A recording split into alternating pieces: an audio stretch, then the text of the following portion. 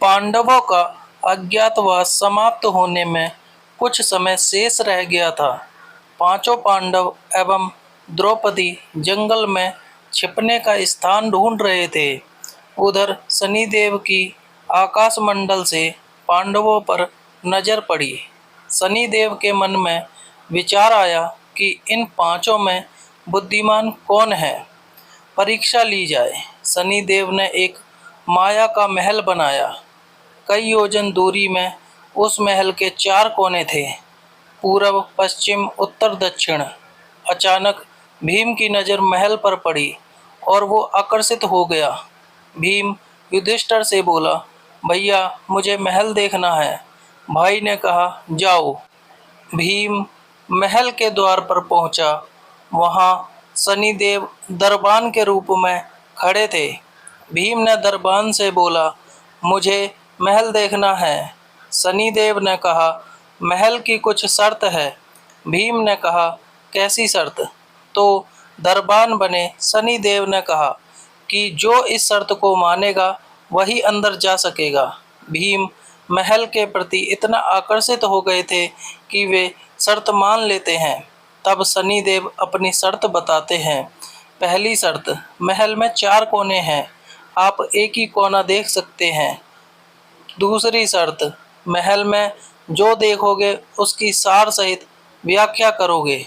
तीसरी शर्त, अगर व्याख्या नहीं कर सके तो कैद कर लिए जाओगे। भीम ने कहा, मैं स्वीकार करता हूँ, ऐसा ही होगा। और वह महल के पूर्व छोर की ओर गया। वहां जाकर उसने अद्भुत पशु पक्षी और फूलों एवं फलों से लदे वृक्षों का नजारा देखा। आगे जाकर देखता है कि 3 कुएं हैं, अगल बगल में छोटे कुएं और बीच में एक बड़ा कुआं। बीच वाला बड़े कुएं में पानी का उफान आता है और दोनों छोटे खाली कुओं को पानी से भर देता है। फिर कुछ देर बाद दोनों छोटे कुओं में उफान आता है तो खाली पड़े बड़े कुएं का पानी आधा रह जाता है। इस प्रक्रिया को भीम कई बार देखता है पर समझ नहीं पाता और लौटकर दरबान के पास जाता है। दरबान ने कहा, क्या देखा आपने? भीम, महाशय, मैंने पेड़ पौधे पशु पक्षी देखे, वो मैंने पहले कभी नहीं देखा था, जो अजीब थे। एक बात समझ में नहीं आई, छोटे कुएं पानी से भर जाते हैं, बड़ा क्यों नहीं भर पाता, ये समझ में नहीं आया। दरबान बोला, आप शर्त के अनुसार बंदी हो गए हैं और बंदी घर में बैठा दिया। अर्जुन आया, बोला, मुझे महल देखना है। दरबान ने शर्त बता दी और अर्जुन पश्चिम वाले छोर की तरफ चला गया। आगे जाकर अर्जुन ने क्या देखता है, एक खेत में 2 फसल उग रही थी। एक तरफ बाजरे की फसल, दूसरी तरफ मक्का की फसल। बाजरे के पौधे से मक्का निकल रही तथा मक्का के पौधे से बाजरी निकल रही। अजीब लगा, कुछ समझ नहीं आया, वापस द्वार पर आ गया।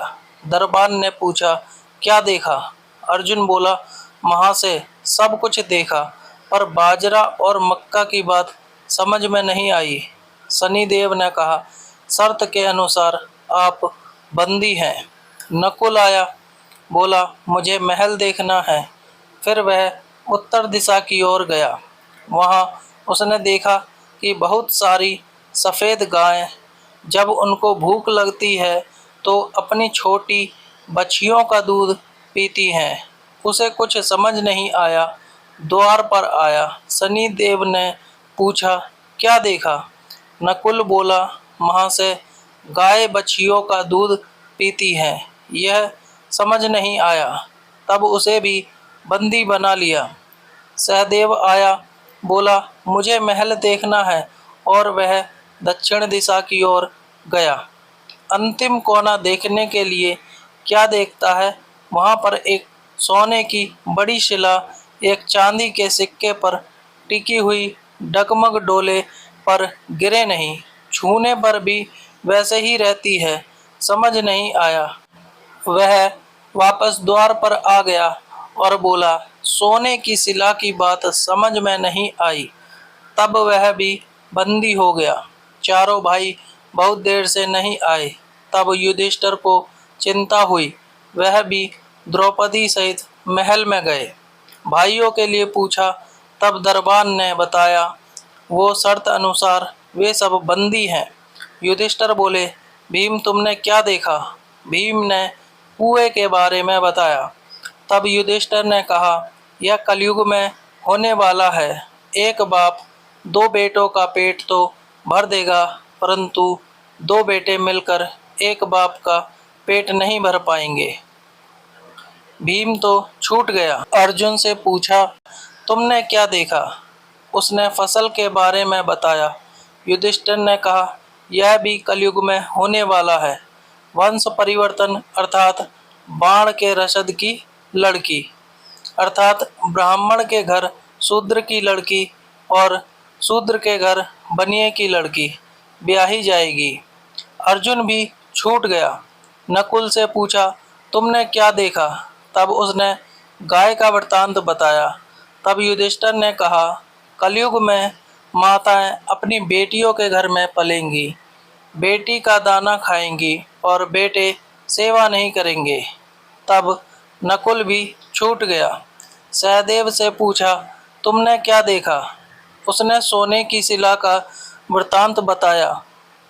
तब युधिष्ठिर बोले, कलयुग में पाप धर्म को दबाता रहेगा, परंतु धर्म फिर भी जिंदा रहेगा, खत्म नहीं होगा। आज के कलयुग में यह सारी बातें सच साबित हो रही हैं। वीडियो अगर पसंद आया हो तो वीडियो को लाइक और चैनल को सब्सक्राइब करें और अपने दोस्तों के साथ शेयर करें। धन्यवाद।